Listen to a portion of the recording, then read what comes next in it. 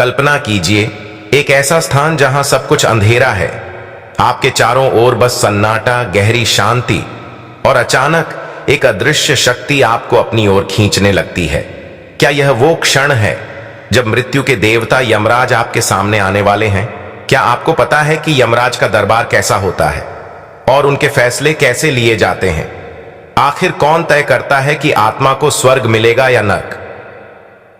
नमस्कार दोस्तों, स्वागत है आपका हमारी इस रहस्यमयी यात्रा में, जहां हम जानेंगे कि यमराज के दरबार में आत्माओं के फैसले कैसे होते हैं, क्या होता है मृत्यु के बाद, कौन करता है हमारे कर्मों का लेखा जोखा, क्या हमारी जिंदगी का हर एक काम, हर एक पल वहां गिना जाता है।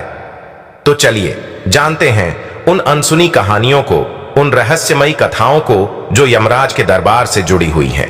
वीडियो के अंत में आपको कुछ ऐसा जानने को मिलेगा जिसे सुनकर आपके रोंगटे खड़े हो जाएंगे। तो इस यात्रा में हमारे साथ बने रहें और वीडियो को अंत तक देखें। जब किसी व्यक्ति की मृत्यु होती है तो उसकी आत्मा को यमलोक की ओर ले जाया जाता है। यमलोक एक ऐसा स्थान है जहां यमराज का दरबार स्थित होता है। हिंदू धर्म ग्रंथों के अनुसार यमलोक अंधकार और रहस्य से घिरा होता है। वहां एक बड़ा दरबार होता है जहां यमराज अपने सिंहासन पर विराजमान होते हैं। उनके पास धर्मराज, चित्रगुप्त और उनके सहायक गण होते हैं जो आत्माओं के कर्मों का हिसाब किताब रखते हैं। अब सवाल यह उठता है कि आखिर आत्माओं का फैसला कैसे होता है? चित्रगुप्त, यह नाम आपने कई बार सुना होगा। धर्मशास्त्रों के अनुसार चित्रगुप्त वह दिव्य शक्ति हैं जो हर आत्मा के जन्म से मृत्यु तक के सभी कर्मों का लेखा जोखा रखते हैं। उनके पास एक अक्षय पात्र होता है जिसमें आत्मा के अच्छे और बुरे कर्म दर्ज होते हैं। उनके लिखे गए हिसाब से ही यमराज का निर्णय निर्धारित होता है। सोचिए, एक ऐसा सिस्टम जो हमारे हर एक कर्म को रिकॉर्ड करता है। हम में से कितने लोग इस बात को समझते हैं कि हमारे कर्मों का हिसाब किताब रखा जा रहा है? हर छोटा बड़ा कार्य हमारे जीवन का हिस्सा है और मृत्यु के बाद इसका हिसाब यमलोक में लिया जाता है। तो अब बात आती है यमराज के फैसले की। यमराज का दरबार न्याय का प्रतीक माना गया है। यमराज बिना किसी भेदभाव के आत्माओं के कर्मों के आधार पर निर्णय करते हैं। चाहे वह कोई राजा हो या रंक, अमीर हो या गरीब, हर आत्मा का फैसला कर्मों के आधार पर किया जाता है। यमराज के दरबार में आत्मा से सवाल पूछे जाते हैं। चित्रगुप्त के हिसाब के आधार पर उसके अच्छे और बुरे कर्मों को गिना जाता है।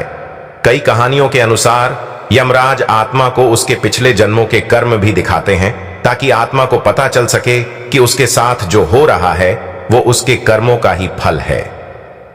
यमराज के फैसले के बाद आत्मा को दो रास्तों में से एक पर भेजा जाता है, स्वर्ग या नरक। लेकिन यह केवल अच्छे और बुरे कर्मों पर ही निर्भर नहीं होता। कई बार आत्मा को पुनर्जन्म का भी विकल्प दिया जाता है ताकि वह अपने अधूरे कर्म पूरे कर सके। स्वर्ग में आत्मा को पुण्य कर्मों का सुख मिलता है, वहीं नरक में आत्मा को अपने पापों का दंड भुगतना पड़ता है।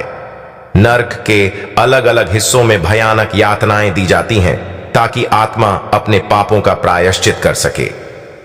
धर्म ग्रंथों में यह भी वर्णित है कि यमराज आत्माओं को पुनर्जन्म का विकल्प देते हैं, खासकर उन आत्माओं के लिए जिन्होंने अधूरे कर्म किए होते हैं या जिनके कर्म फल पूर्ण रूप से अनुभव नहीं किए गए होते।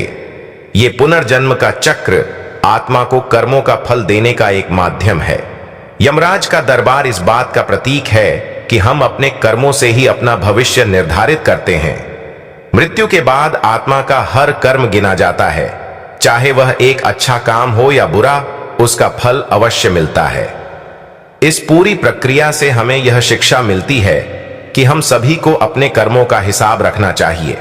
हमारे कर्म हमारे साथ हमेशा रहते हैं और मृत्यु के बाद भी हमें उनके आधार पर ही परिणाम मिलता है। सोचिए, क्या हम अपने कर्मों के प्रति सचेत हैं? क्या हम जानते हैं कि हमारे हर एक कार्य का हिसाब किताब रखा जा रहा है? शायद यह विचार हमें अच्छे कर्म करने की प्रेरणा दे सकता है।